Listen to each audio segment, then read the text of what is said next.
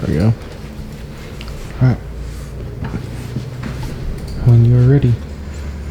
Okay, you might have to cut some of the stuff out because I haven't thought about this. I just quickly typed some stuff this morning and thought I'd share. Okay. You ready? Yep.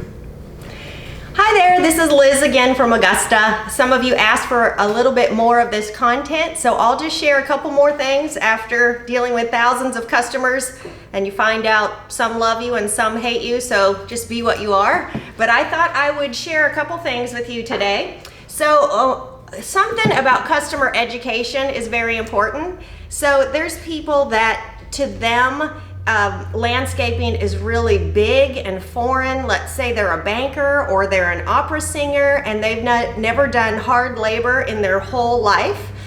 We had one lady one time that Mike did an estimate with, and she was an opera singer, and she walked around in her stiletto heels and everything through the yard, and throughout their project she didn't understand landscaping, and so she would ask for this and that, and when that happens, they don't know. They're just, I saw this on Pinterest. Can we do this and that and everything? So sometimes you need to explain things to the customer and give them an education on how it works, not with an attitude or anything, but just because they don't know. And if you were asked to go on stage and sing opera with her, you wouldn't have a clue what you were doing either. So it's important to not look down on them, but make sure they have enough details and that they're educated. For example, somebody wants a pad that they can pull their trash can from their house to the road, and they're asking you for drain rock. Well, if you are smart and you don't want a bunch of issues in the end, you're going to tell them that drain rock is not the best product, that maybe they need some packed limestone. And if they want a dog run and then they want packed limestone, then you're going to explain to them that they probably need drain rock and it's better on their dog's paws and there's drainage for them.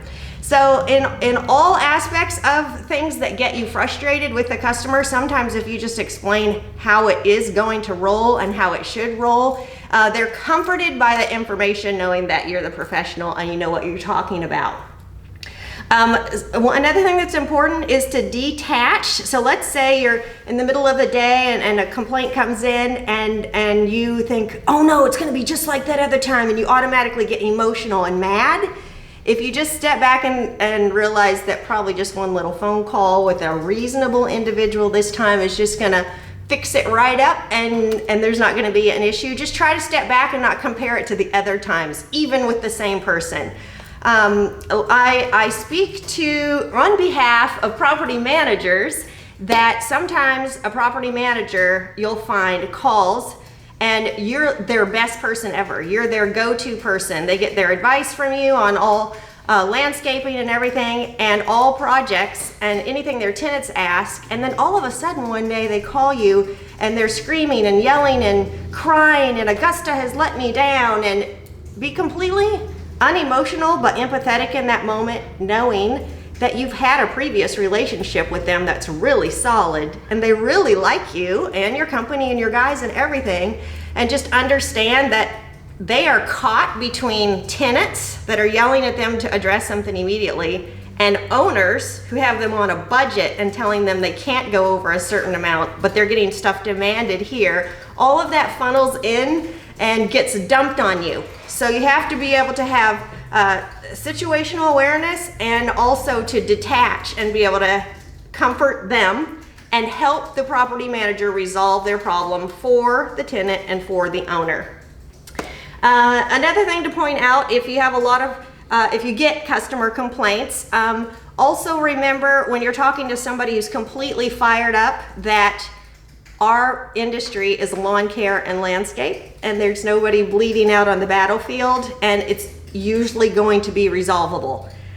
Most of what we deal with, 99.9%, unless there's some big accident or something. So just keep that in mind, that just comfort the client that you can figure it out together and that it is resolvable. Another important thing is to prioritize and execute and not get overwhelmed by the minutia of what's going on at the office, so that you can service your customers. And when you come in the morning, you're like, oh my goodness, what do I do first? Quickly go through them and see if there's an immediate need for the day where you have to call a customer back right away and deal with a fire that you have to put out. Flag them different colors. So that way you don't have to read through them all and just start jumping in and answering them. And then you can answer any complaints or concerns right away for jobs that day. And then later on, okay, I can get to this one tonight. And there's just no emotion. You have your system down and you're just getting through it. Train your team at your team meetings with different scenarios. So let's say all the guys are running into the same problem. What do we do when the customer asks for a leaf cleanup and we're only there to mow? As a team, at your team meeting, you tell them what verbiage to use, and then it's standard all across the board. We're mowing the leaves that are in your grass. We'd be happy to give you a leaf cleanup estimate. Sometimes you do need to fire your customers, and an example of that would be is when every single visit, it's your minimum mow for 25, 35 bucks, and they call every single visit and want somebody to come back. Well, on paid for performance, there's not much money going out to you or to the crew, and if somebody comes back every time, your source of income is never going to be substantial, always doing callbacks. So we've had customers that I had to let them know that we could no longer service their property, and the verbiage that I used was, we keep disappointing you and we can't seem to meet your needs adequately. You might need a personal gardener. And in those times, I've actually given them names of people that are like single guys or gal crew that can go out and take care of them a little better. And I mean, I had the customer call and was very upset. I love you guys, I love your team. And I said, but we can't seem to make you happy. And he was very upset. And so I said, if you have projects in the future, we can do, big projects.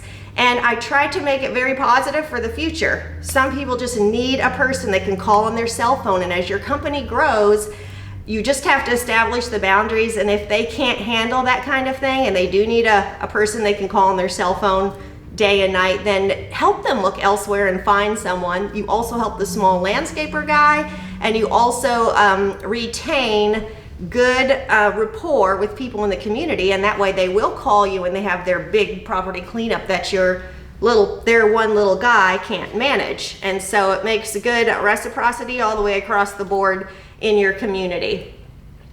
There's one thing that I think might be helpful for a lot of your guys, as well as for you when you go for an estimate. We had a client one time, and he was going to have work done at his property. His wife had dementia, and she had always done the gardening. And so he was very apprehensive about us coming because he didn't know how she would react. So she was in, maybe stage 2 or 3 of her dementia. And so when the guys would come, she was safe enough to still be at home, but to suddenly see people on her property and not understanding what was going on, you never know what they're thinking and what's gonna happen. And so we actually had, we kind of prepped all the guys, and we let the customer know, it's okay, we're gonna talk to the guys how to be with her. We'll try to send the same guys, but she would be in the window and she'd be peering out at them the whole time and not knowing what was going on. So a lot of times when you see somebody with dementia, or like you drive up, you get out, and maybe you're there to speak with the husband, but somebody, whoever the customer is, has like a look in their eyes, like a little bit fearful. So what you want to do is make sure you don't do a full frontal walking towards them, because they feel very intimidated and they might, back up and kind of be scared of you. But if you come up to them kind of sideways, your body language is sideways, then it's less offensive and obtrusive to them. You're not in their space. Your hands are open, and you're not coming. You don't want to stand like this, or you're just open to them. So you don't know how they're ever going to react, even if they're a recurring customer as they get older and their dementia increases. You want to just be sensitive to that, and if they become a recurring customer, make sure you have a point of contact with their family. So your crew is with them every week, and as they see them deteriorate, you can communicate with their family. There's so much more I could share today. If you have specific questions that you'd like us to address, feel free to let us know, and we'd love to help you out. Have a great day.